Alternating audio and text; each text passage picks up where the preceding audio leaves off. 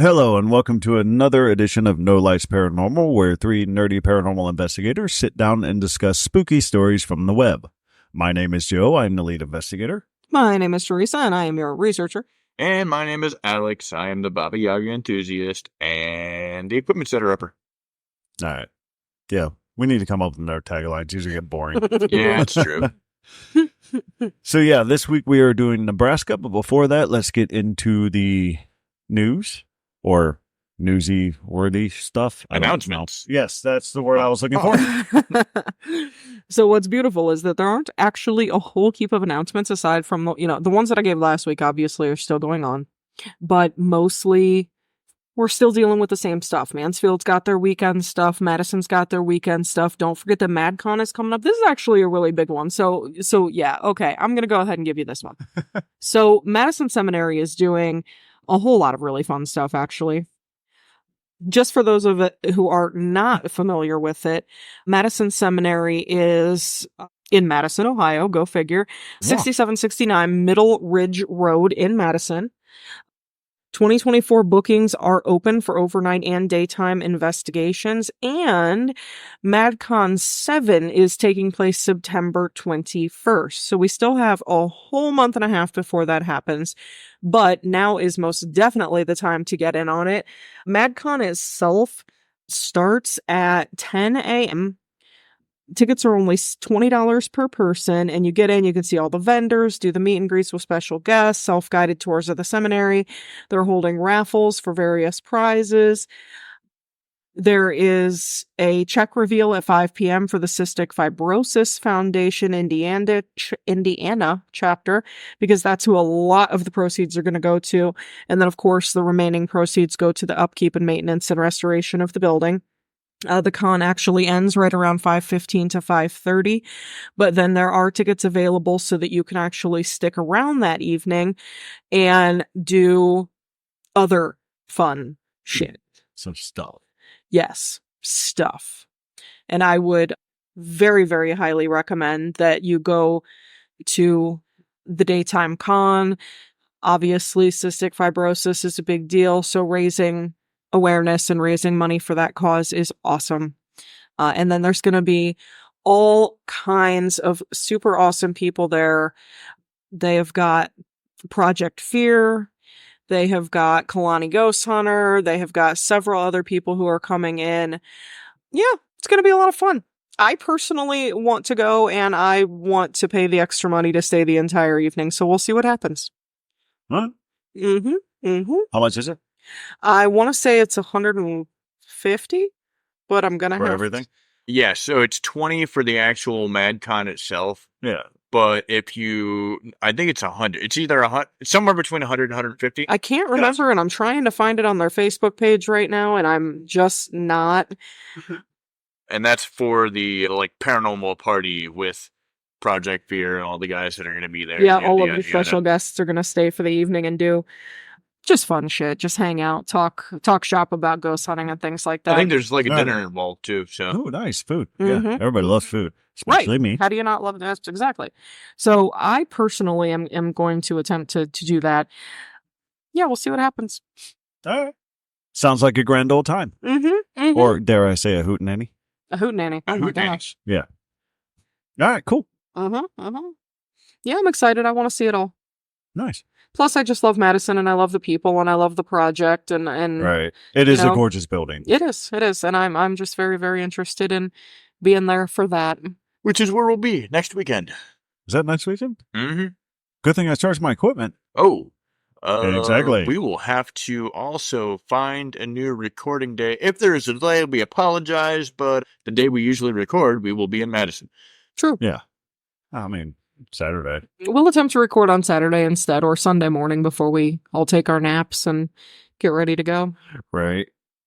For those of you who work the next day, that's going to suck. Yes, I apologize. Well, work early, I should say. Shit, my vacation day's already in. Yeah, my ass is staying home. Yeah, I have to work. I'm tired of working. Any sugar mamas out there? No. Right? Anyways, he smells nice. Enough with that. Won't go into that. Let's go ahead and get into the story. So, Yes. Nebraska. Nebraska, the Cornhusker state. I love it. So I'm just going to go first because you guys aren't talking yet. So I'm going to just keep talking because that's what I do. Do it. I mean, that's true. It's true. That's I talk a lot. It's okay. I'm comfortable with it. So anyway, I'm going to be covering the Argo Hotel in Crofton, Nebraska. Very old stoic place. Absolutely love it. But I'm going to be bouncing back and forth between a couple of different websites that had they all had the same base information, but then one website goes a little further into one thing and another website goes a little further into another thing. So I'm just kind of bouncing and I liked it all. So anyway. Okay. So here's the synopsis of the whole thing, I guess you'd say. In 1912, when the Argo Hotel was first built, it served as a major stopover for railroad passengers on the numerous trains that passed through Crofton. However, after many years, the hotel closed its doors, became a doctor's office and a medical clinic. It remained in use by the doctors for many years until it was renovated and transformed back into a hotel in the 1990s. This is when the tales of unexplained activity to the building first started coming to light. Over the years, there were persistent claims that people could hear a baby crying somewhere in the building. I'm going to get more into that in a minute. So that was hauntedrooms.com. They will tell you all about all kinds of different haunted places in every single state there is. So there is no shortage of stories about hauntings in the Cornhusker state. But one of them, and one of the most compelling, is that of the Argo Hotel in Crofton, in the far northeastern corner of the state. While today, it is known as a bed and breakfast rather than a hotel, inside those red brick walls is a kind of history that you could only hope to find in a movie. But this is definitely real life. Keep those lights on, because this is one of the most haunted hotels in Nebraska. The historic Argo Hotel is linked to the very beginning of the town itself. The burgeoning railroad town was full of amenities in the 20th century, but it was definitely lacking a modern hotel to house wary traveling businessmen. In 1911, local businessman Nick Michaelis began construction of a new hotel. Over the following century, lots of different things would happen, but the Argo itself operated as a hotel for about 20 years. In 1923, its name was changed to the New Meridian Hotel. It operated under that name until 1935, when it was sold and it became the New Meridian Clinic. So this was a health clinic. And many, many, many people died within its walls. Most of the restless spirits at the Argo are actually in the basement. It's not known exactly how many bodies might be buried down there or even on the grounds, but the, get this, quote-unquote doctors who operated the popular bogus health clinic there in the 40s and 50s definitely did not want anyone to know how many patients died in the building.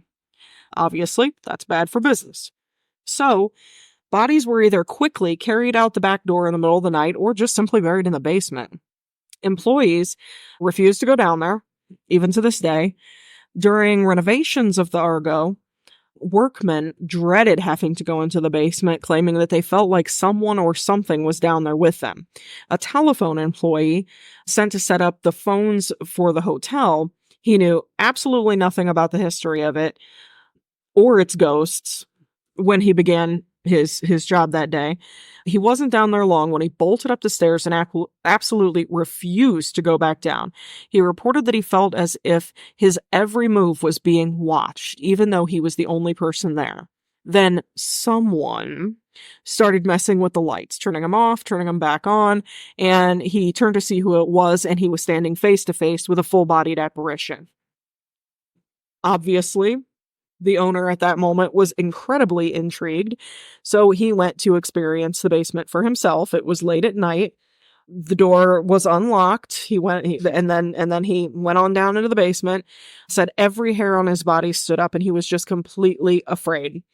He noped the fuck out, changed his mind, and did not go down there. Smart decision. Right. As a New Age retreat half a century ago, it became very well known and boasted of what they said miracle cures and spontaneous healings, as well as having one of the very first X-ray machines in the nation. However, of the 40 or so quote-unquote doctors who practiced at the center, not a single one of them was actually a licensed physician. These so-called healers used methods including potions, massages, mud baths, and what they called miracle cures to help heal the sick, many of whom were deathly ill to begin with. Patients flocked to the center from all over the Midwest, often as a last resort, and many patients did actually walk out, but a whole lot didn't. Those who died were very quickly buried into the basement or quietly carried out the back door in the middle of the night to the makeshift cemetery on premises as to not tarnish the center's reputation. This whole operation was finally shut down by the health department in 1954. The Argo sat closed up for about 6 years until a Dr. Charles Swift Jr. bought it up and used it as both his home and his office. Now, this guy was known as the most colorful doctor in the land. He served as in cavalry during World War II. He got the rank of major. He was awarded a Silver Star in 1945 for gallantry. He was a regiment surgeon. He was known for prescribing a shot of this and a shot of that. Today, the bar at the hotel is called Doc's Place in honor of that. I like that, Doc. That's a good doc. Where guests will come for their shots. Spoonful of sugar? Exactly. The Sugar Argo, and brandy. Yeah. the Argo also has a pretty long history of both prostitutes and movie stars. Aspiring actress Leslie Brooks, voted to have been having the best figure in Hollywood in 1940, lived at the Argo for several years before moving to West Hollywood. She became a Siegfried girl, and she appeared in 33 different movies. Jerry Bogner, who once managed the Hotel Monte Vista in Flagstaff, and his sister Sandra McDonald bought the place after the doctor owned it. It had been vacant for several years because the doc actually passed away. He lived there until he passed away. It was 1994. The property was very, very run down. The interior was completely gutted. He admits that he had several experiences in the place during its time where they were restoring. And often during the restoration, when he walked through the front door, he would catch a shadowy image and feel a draft rush past him as he walked in, even if there was no wind outside. He later had trouble with his computer, which began to send strange random messages to random people. Cool. Yeah, exactly. So anyway, that was in 1962 that it was the actual doctor, the for real licensed medical physician bought it. And then in 94, Sandra and Jerry Bogner bought it. So let's keep going. There's so much fun stuff here. But its many renovations didn't seem to shake loose the spirits which had taken up residence within the hotel's walls. After having been a medical building for such a long time, the building held on to many of its memories. The owners and guests have reported seeing many spirits roaming the hotel, but none of them were described as menacing or scary. They simply wander about as if they are still guests of the fabulous hotel, or perhaps waiting for their appointment with the good doctor. One of the hotel's most famous residents is Alice. She's a young woman said to wander the property looking for her lost baby. It is recorded that she birthed a child in the building. Unfortunately, the child was stillborn. Staff and guests have reported seeing Alice in the basement, eternally searching for a baby she will never find. A portrait found during the hotel renovations is thought to be that of Alice.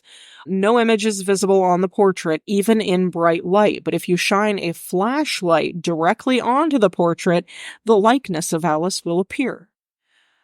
Oh gosh, there's so much to this place. I love it. Baffled about the strange happenings, the new owner, Jerry, contacted a professional ghost hunter. He purposely did not tell her about the gruesome stories regarding the basement and all the bodies that were buried in it. A psychic came, examined the hotel from top to bottom. She determined that the upstairs was usually what she called clear. This reminds me of Poltergeist. This house is clear. And that most of the ghostly activity was confined to the basement. She saw many distressed spirits down in the basement and cautioned they do seek light and will probably move on upstairs. She also picked up on old Doc Swift. He is there in the hotel. He is here to see what's going on. So sorry, my dog saw somebody. And he wanders freely through the hotel. Definitely the basement, which is now a speakeasy nightclub. The ghosts are active anytime, day or night. Yeah. In 1912, in Crofton, Nebraska, there were 42 businesses, 4 lumber yards, 5 freight trains passing through daily, and over 100 prostitutes. Nick Michaelis, whom was a Greek immigrant, convinced the town board that he would build a nice hotel if they would put in a sewer. Well, they did. And then, of course, the Argo became what it is. Right.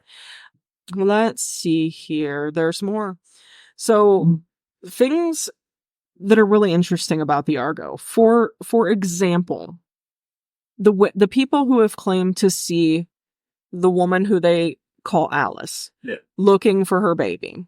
Well, there was actually, at one point, one of the many, many renovations on this property, they actually were tearing down a wall and they found a burlap sack full of bones.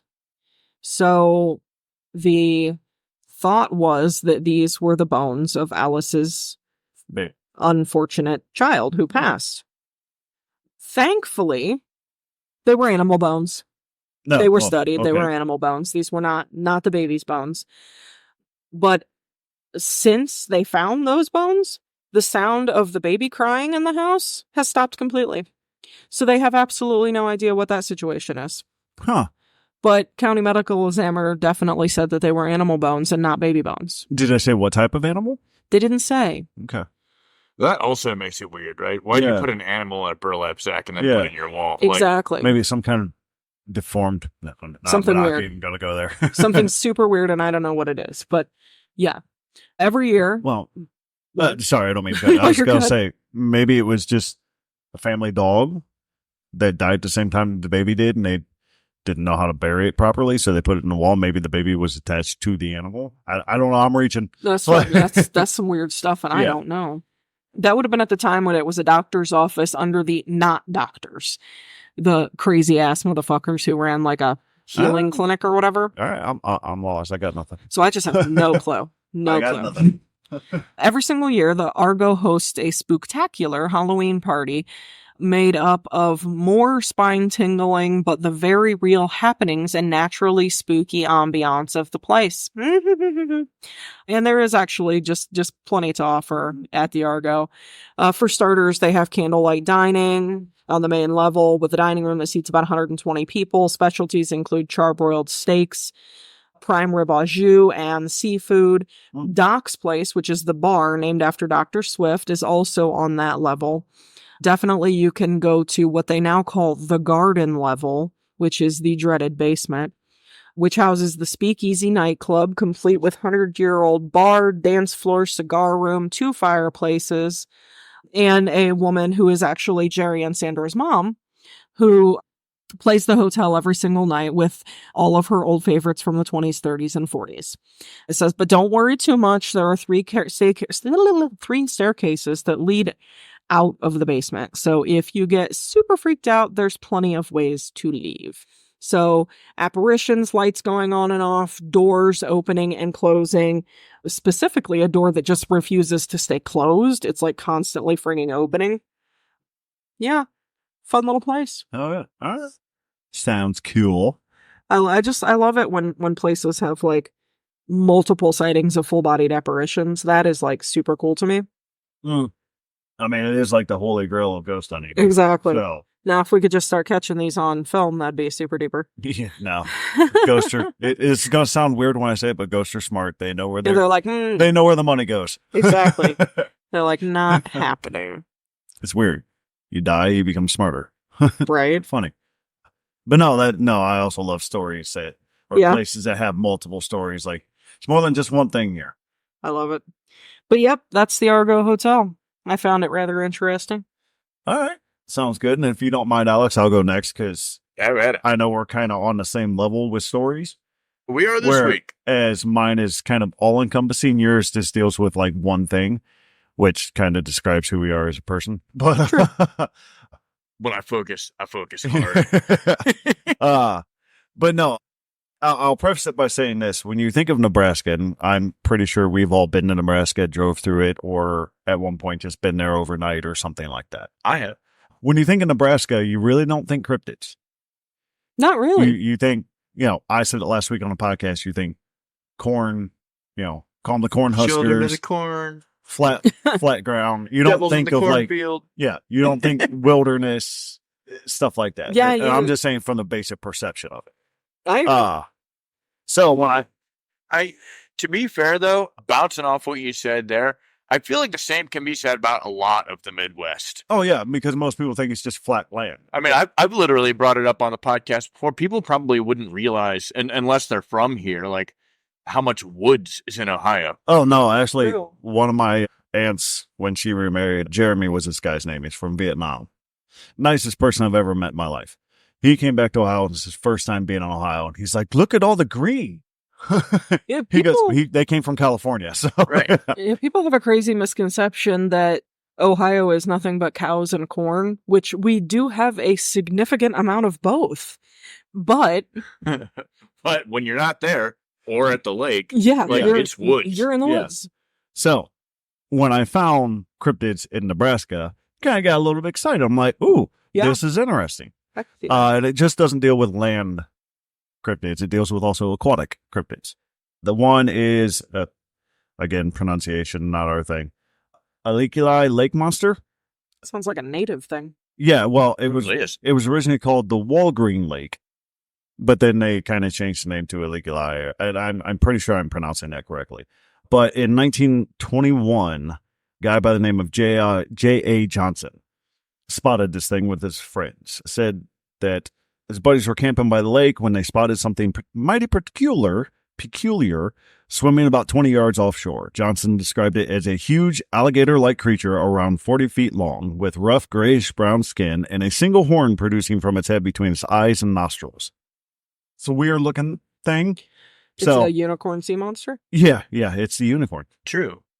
But they said when the monster kind of saw that the people were looking at it, it said, it let out a roar that would curl your toes. And from what it says here, from eyewitness accounts, the first words out of the guy's mouth was "jumping Jehoshaphat." Yeah, All right. I like it. Yeah. that's awesome. Oh, that a good old hootenanny. So needless to say, they saw that, word spread around. Hey, we got a lake monster, blah, blah, blah. It became kind of national news, I guess you could say, back in 1921, which I don't know how quickly word would spread back then. But with this J.A. Johnson guy, he was known as a kind of prankster. So one of the things he did was archaeologists were in the area kind of looking at some things, and he faked a petrified man and buried it where they were looking to kind of mess with them. So he was known as a prankster and all this. God, But- that sounds like something I'd do. Right. But multiple people other than him have seen this creature. So it was like, all right, maybe there's something to it. However, the town has completely embraced the monster that is there. They I guess for their bicentennial, they actually had a parade with the float going there. It's the town's mascot. They have shot glasses and all the other things. They have completely embraced this way of life kind of thing, which is actually kind of awesome. Like I love a town like that. I feel like a lot of places do that though. Yeah. And it's in Hay Springs, by the way. So if you ever want to go there and have a good, they say it's like a vacation town. So if you ever want to go there, have a good vacation, feel free. It said you can't walk 5 feet without seeing a vendor with the Lake Monster logo or something like that. So yeah, That's awesome. it's almost like if you've ever been to Ohio, we have Put in Bay up here. Yeah. They said it's similar to that. Now there's no monster or anything up in Put in Bay other than drunk people. Well, But Don't rule out the Lake Erie monster. yeah. right. It No, could- I'm not. But I know what the Lake Erie monster Does he have a is. name? Bertha. I think they did eventually give him a name, but Yeah, I don't know. So that's not the only thing they have there. They also have hairy humanoids. So in 1974, this guy in Blue Springs was kind of taking a stroll on his motorcycle, just going out for a night ride. Then he said he saw a 7 to 8 feet tall, covered in dark hair and reeking like a skunk's backside on a hot summer day. Ew.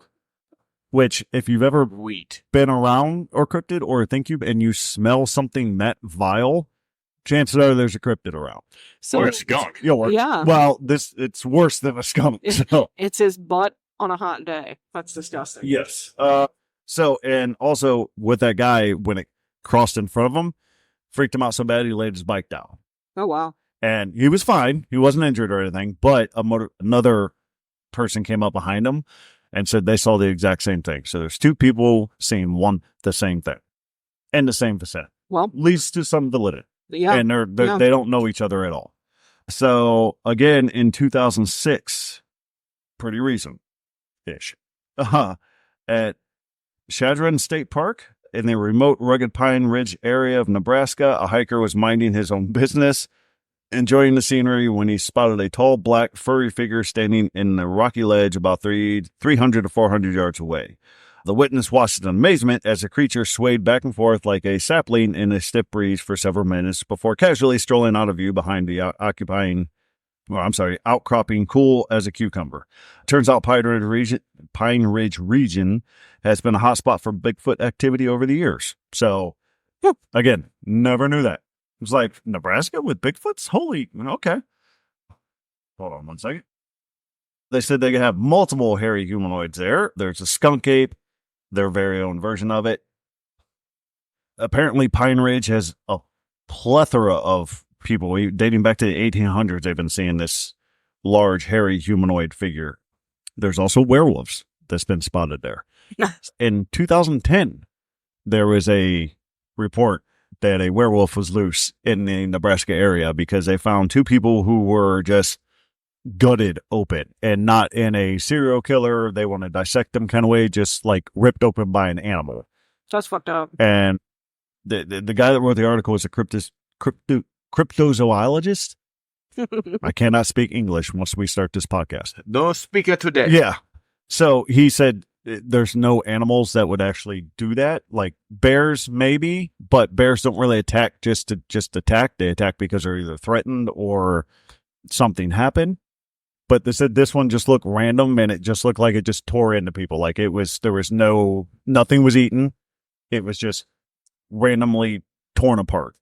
That's crazy. And Nebraska also has its own brand of the Loch Ness Monster. It's called, let me see, I had the name, Tessie. That's the name of it. It said it's the spitting image of the Loch Ness Monster. So go ahead. Same with the Lake Erie Monster. Northeast Ohio and Michigan, it is the South Bay Bessie. Right. Also known as just simply Bessie. So Right. there's Nessie, Bessie, Tessie. This is getting out of hand. Why they got to make them all like Essies. Essies? Yeah. Bessies. Yeah. It's getting out of hand. Don't I let have her to go say. swimming. But yeah, no, the article that I'm reading from actually had a good synopsis of it. Like I said, the guy's a cryptozoologist, and he said, look, being that you kind of have to keep an open mind. Do you have the guy's name by chance? That wrote the article? Yeah, hold on one second. Wade Baumont. Okay. He's also a park ranger. Nice. So, but he ended it saying that you have to keep an open mind because a lot of the lore and everything is always based on some sort of truth.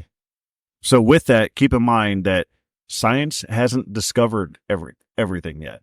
True. There are some fish that were just recently discovered that they thought were extinct from the prehistoric era. True. So there are little nests here that humans have not discovered yet, and that's where these things could be because humans don't go there.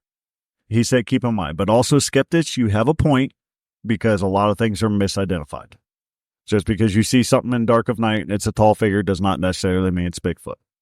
So, yeah, like I said, my story was kind of all encompassing. It ranged all over. But yeah, the wilderness in Nebraska just sounds hilarious to me. It doesn't, I've never seen it, so it just sounds weird to me. That's fair. I mean, but also, you guys aren't okay in there. Right. I mean, Nebraska is huge, and I feel like the majority of it, much like Ohio, is cornfields. Right. Like, look, if you drive from Kentucky to Columbus, all right, unless you go to the eastern side of the state, you won't see much forest. It's all a cornfield from like Cincinnati all the way to Columbus. All the way. Yep. And I feel like Nebraska has parts of that, right? Like where you probably just slept through that half hour of the trip, and then all you see is the cornfield when you wake up. In my case, you're actually correct, because the last time I was there, we had to go pick up my dad because he was a truck driver, and we went to pick him up. So we had to go through Nebraska, and I got sick. So I slept the whole way. So yeah, but that's my story for this week. Like I said, it's kind of all encompassing. So you're up, Alex.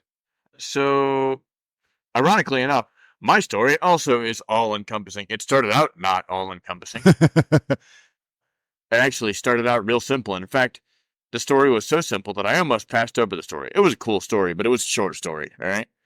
But it led me into some rabbit holes. So there's an old path known locally as Seven Sisters Road. It is in southeast Nebraska in Otoe County. According to local legend, 7 women were murdered here in the 1900s. Married and murdered. Those are two totally different things.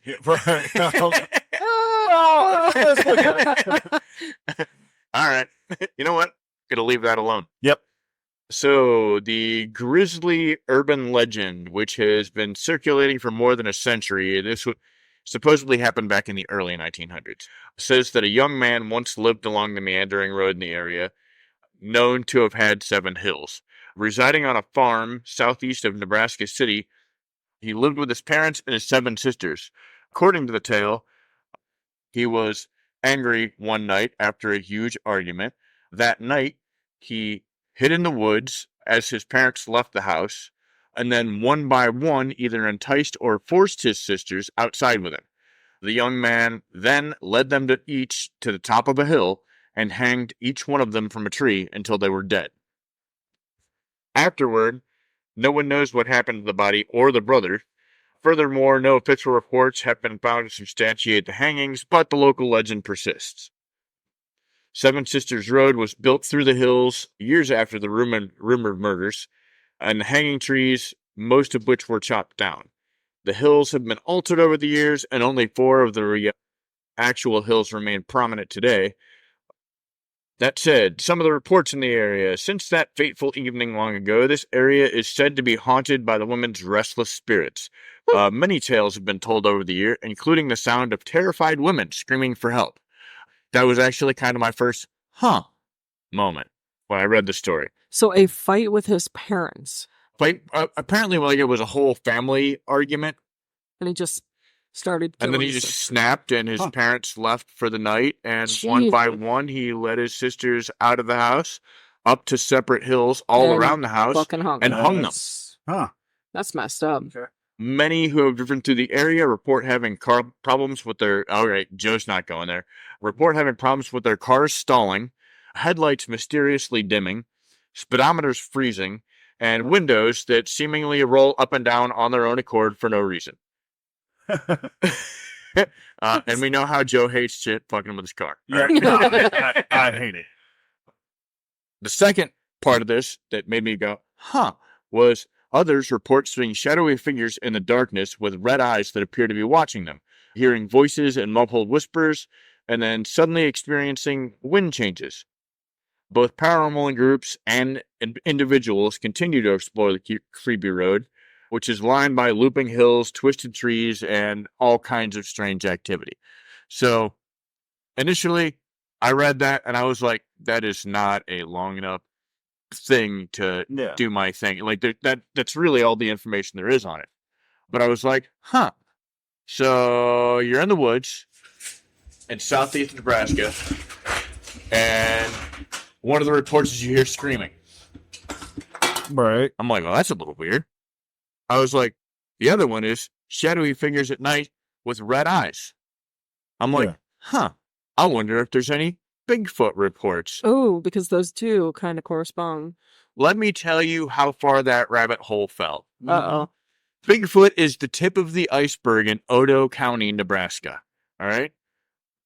So I looked up a few articles, and I really couldn't find much regarding the whole Bigfoot thing. But what it did lead me to is a podcast. The podcast is the Bigfoot Society podcast. It would be episode 238. Woo. And it is Bigfoot in eastern Nebraska. There was a guy on there. His name is, what is his name? Steve Berg was his name. Apparently super cool guy. He is a comedic actor, which is ironically what made it, in his own words, it took him longer to get through to some people because they thought he was making a joke out of it. Oh. Well, And like this obviously, yeah. authentically is like one of his hobbies. Like he said that he told a story about how when his mom dropped him off at the library to get his first library card, he brought home a book on UFOs and poltergeist activity. So like he was like 4 years old looking into this stuff. Wow. And like, so he's been super into it. But he told the story of one guy that he was talking to. It was one of those good old boy hunters from Nebraska. All right. Bow hunter in the woods his whole life, grew up in the woods, yada, yada, yada. There in Odo County, just outside of the Hamburg Bend Wildlife Management Area, which is not too far from, all right, I'm throwing things out of order here. So Seven Sisters Road is now known as L Road in Nebraska, just outside to the southeast of Nebraska City. There are two giant parks in Odo County. One is the Steamboat Trace Trailhead, and the other one is the Hamburg Bend Wildlife Management Area. These are literally like on the Nebraska border, Nebraska, Iowa, like right along the Missouri River. Anyway, so the one story that he was talking about was that this bow hunter that grew up in the woods had an experience. I don't remember what episode he said it was on, but the bow hunter actually called in and talked to the guys from the Sasquatch Chronicles, which is another podcast that I listened to. He said it was a really good episode, good to listen. Sorry, I'll look it up to see if I can find it. Get you the episode number. But he literally stopped going into the woods for 4 years. So he was like terrified. Whatever the fuck he saw there, and to all accounts, it was what you would call a Bigfoot, shook him so bad he literally did not go back to the woods for 4 years. That said, this Steve Berg guy, when he finally got a hold of him, first contact was the guy's like, yeah, I'll tell you where it is. I ain't going. That's a hard no. And, you know, the Steve guy seems like a super nice guy. So he drove out there based on the guy's directions. He's like, I really can't find the place. Everything looks the same out here. Like, I'm discombobulated and turned around. And I guess after about another year or so, the guy was finally like, okay, I'll take you there. Yeah. But it won't be in the morning. And once I get you there, I'm leaving. Makes sense. So he took him out there, and it is like giant farm, nothing but forests all the way around, and like super, I call it atmospheric creepy, right? Yeah, no, I get you on that, yeah.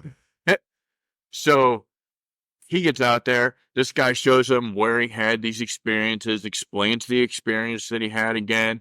He's like, and I'm out. He said, you can stay here as long as you want. Do me a favor, text me when you get home so I know you made it all right. It's like, I am going the fuck home. I ain't dealing with it. And he left. So the Steve Berg guy's like, I was there for 3.5 minutes after he left, and his brain and his body literally told him nope. Hey, man. And he fucking left. And see, that's a telltale sign right there, because those two things never agree. Yeah. So now, that said, apparently, according to him and many others, Odo County is a hotbed. Like, we are talking like portals, dogmen, yeah, Bigfoot, UFOs. That one report even had gargoyles as a thing. Yeah. Gargoyles? Gargoyles. Like the real living, breathing things. The ones that wake up at night and go do shit. Huh. I mean, That's crazy shit. There's nocturnal. but yeah, so, and apparently some of the other like big cryptozoology people in Eastern Nebraska, Odo County had, for a period of 2 years straight, it had the most reports of any county as far as paranormal activity. Wow. Huh. I don't know whether that's the U.S., the world, or just Nebraska. Just Nebraska. But like, it was like, holy shit. And they referred to it as a paranormal window. I think that was back before we put like the portal term on it. Yeah. Sure. But apparently it was absolutely fucking batshit crazy. And they think it has something to do with the Missouri River being right there. The stones, the geological energy. Right. Ley lines. And, one of the questions brought up in his interview that I liked and I thought we should talk about for a minute and discuss is, for instance, one of the things, what we do, right? And they're like, how do you find this information? One of the big, he gave 3 ways that he does it. One of the big ways is the libraries. Okay. At least in Nebraska, his state, every library is like connected together. Yeah. So you can go on the library's websites and go through old newsreels. Okay. Yeah. And one thing that he made note of is when you start looking up, he said, play with different keywords. He said, anything after about 1960, 1965, that's when you start seeing Bigfoot reports. He says, look up wild man reports. Okay. Look up other, play with different keywords. He's like, and then he said he looked up wild man reports, and they had reports going clear back to like 1883. Damn. Right. That's, yeah. Between like wild man and hairy man and this and that. And as far as the ghost stuff and the other like cryptid stuff, talk to your local historic societies. He said you don't know if they have stories unless you ask. He's like, and most of those historical societies, and we know this from talking to them, True. like those ladies are basically librarians that sit on their fucking thumbs all day long just waiting for somebody to talk to. And most of them are like such an incredible wealth of knowledge. Oh, yeah. They do. He was talking about the one lady in his particular town, like, anytime something pops up, she'll shoot him an email. Like, that's awesome. even as simple as this guy moved into this house, reported paranormal activity, moved out of the house. Well, she gets that information and she sends it straight to him. I love that. All right. So call your local historic societies. Like, look into the library. Like, there's a lot of, like, newsreels. Like, we did a little bit of that in Knoxville, like, looking up different places down there. Just take these ladies some edible arrangements. Be friends. Right. Or edibles. That too. So, yeah, that's my story. Odo County is crazy. I dig it. I dig it wholeheartedly. All right. No, I did see that when I was doing my research, and I was like, oh, shit. But, again, there's some things I don't touch because I know these two will go down that route. So I was like, it's going to be covered. Yeah, there are tells for me. There are things where I will be like, yes, that one's mine. I can go anywhere. I'm a weird guy. Strange, not weird. You kind of never know which direction I feel like half the time. I can pinpoint it down pretty accurately. Yeah, but I feel Not like all the about the time where you're like, I've got this pinpointed. That's when I'm like, yep, I'm just going to do this regular haunted house over here. No. Shits and giggles. No, normally I leave it up to one or two things. It's like he's either going to do this or he'll do this. All right, he's going to do this house because it's weird. Yeah. Or he's going off the rails, and this is probably the one he's picking. I should just leave it alone. Yep. No, I can even see the look on your face, though. I know we're not on podcast or YouTube channel, so you couldn't see the look on my face, but it was fucking hilarious. They're funny. So, yeah, I don't know. That was good. At first, when I was looking at Nebraska, I didn't see a whole lot, to be perfectly honest. But I wasn't looking at cryptids. I was looking at traditional hauntings. So. Same here first. And then when I saw that cryptid thing come up, I'm like, that's different. You don't really hear of cryptids from Nebraska. True enough. Like, apparently, And There's to a be lot. fair, like on the state reported sightings and stuff like that, like where you look at sightings by state and whatnot, realistically, Nebraska is pretty low on that chart. Yeah. Well, it's like hearing about surfers from Ohio. Right. Like, it's just something different. Like, what? Well, then the irony is I guess you can call it a bonus if you're into the weird shit that we are. But like Ohio's like the second or third highest reported sighting state for Bigfoot. Yeah. Oh yeah, we got all kinds of Bigfoot sightings. Yeah, that's just me walking around, guys. Sorry. Yeah, he has really huge feet, guys. One thing, this Steve Bird guy is an older guy, but his mentor that started teaching him about all this stuff back in the mid 80s to about the mid 90s. Yeah. They had a rapport with the police in like the Nebraska City area. Yeah. So in the wildlife reserves and around the areas, there's like, I guess there's a whole bunch of towns and villages that are like literally like population 100. You know what I mean? Pretty spaced out, population 100. The police get all these fucking Bigfoot reports, all these weird sightings, like the cryptid reports. They're like, we can't do anything with this. So the police would get calls from crazy Aunt Ethel out on her farm saying, hey, there's a Bigfoot stealing apples from my orchard. And cultured in trees from so the weird part is the police would get a hold of this cryptozoologist. He's like, yep, we'll go check it out. Huh. I mean, it pays to have friends everywhere. Oh, yeah, it really does. So on the topic of ley lines, I am still searching high and low for that ley line map that I've. The cool part about it was the one that I had found literally probably 20 years ago. It was even interactive. Like you could zoom in on different cities and stuff and like see it. It was really fucking cool. But anyway, since then, one thing that I have learned about the US specifically is that every single state capital is on a convergence of ley lines. Ooh, now we're getting into DJ here. And yeah, it's absolutely true. If you look at the ley line maps that are known, literally every state capital. Why do you think I'm a city boy?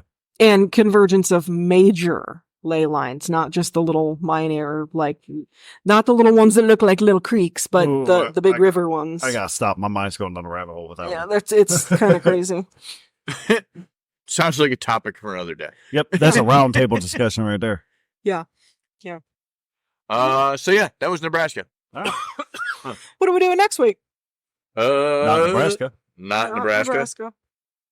I think next week we will do. Let's go to Potato Land. Let's do Idaho. Idaho taters. I was like, we're on Ireland? I love me some Idaho taters. U.S. Potato Land. Yeah, I guess. All right, Idaho it is. Idaho. Idaho. You know? Sounds like a plan to me. So yes, Idaho, and this coming up weekend, this next weekend, the 18th, 1 week from today, is the day that we will be going to Madison. So, yay! Ooh, and I got that flick. Ooh, we got more equipment now. Okay. We got all kinds of cool shit. We're gonna have fun. I very, very much pray that the weather is like it has been this weekend, because that would be amazing. Hopefully. We all get out our phones. Right? So, let's shoot the socials and wrap this up. Absolutely. Definitely give us it's gonna be beautiful. I'm sorry. It's raining. I love rain. At least it'll be cool. It's fine. Maybe that attic room won't be like boiling. I'm thinking more of kinetic energy. Oh, yeah. Valid. So, and if we get a little lightning, it'll be even better. So, yes, social. Sorry. So, yes, socials. I apologize wholeheartedly. Again, as always, I can't say this enough. I want to hear your stories. Please message me. I want to hear you. You can find us on Facebook.com at No Lights Paranormal. No Lights Paranormal at gmail.com is where you can send stories, pictures, videos, whatever. I want to see them all. You can find us on No Lights Para, P-A-R-A, on the X, or No Lights Paranormal on LinkedIn as well. And LinkedIn is still blowing my mind, because like every single day we get 4 or 5 new people wanting to connect. So I love it. It's fun. I love it. Yeah. Well, Nebraska, it's been real. Stay safe. be careful. Stay away from the dog man. Don't fucking go out in the woods. There's shit out there waiting for y'all. Nah, go out there and find that shit. I won't talk about it. Yep, take pictures. We love it. We love you guys. Thank you so much for listening to us. Good night, Ramble on. and don't fuck with the Baba Yaga. You hug it.